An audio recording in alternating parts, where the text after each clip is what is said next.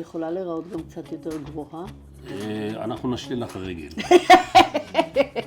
כל המטרה שלנו זה לעשות אותך יותר רעננה, קצת יותר צעירה, ואני לא אשנה אותך. יש לנו כמה דברים שאני הייתי רוצה לעשות, אנחנו נעשה רשימה, ולפי הרשימה הזאת נוסיף. אנחנו נקרא לה רשימת תחזוקה.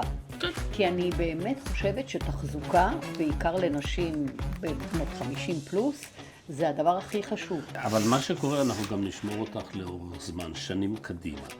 אין דבר כזה שגר בשכח. צריך לעשות טיפול ולשמור עליו לאורך זמן. הוא שאמר, לפחות תחזוקה. שנים קדימה. יש לך קו לסת שאני ממש אוהב אותו. האזור הזה הוא טוב, כמעט טוב מאוד.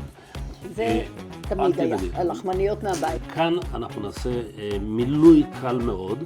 הסנטר הוא טיפה כועס. נעשה היום את הדבר הזה. יש לי קצת קבקובים, אבל אנחנו נשפר את זה בעדינות. אם זה נורא עדין, לא רק ינפח. שלא נהיה כאלה, אין כי אני רואה סיכוי. נשים עם כאלה. אין וזה- סיכוי, אני לא אנפח לך את השפתיים בת שום הון שבעולם. אנחנו נעשה את זה בצורה מלאה, שלמה, מאוזנת, שיפור קל ולא שיפור דרמטי. אז מה את אומרת? אחרי הניסיון בידיים, נתחיל? אני שלך.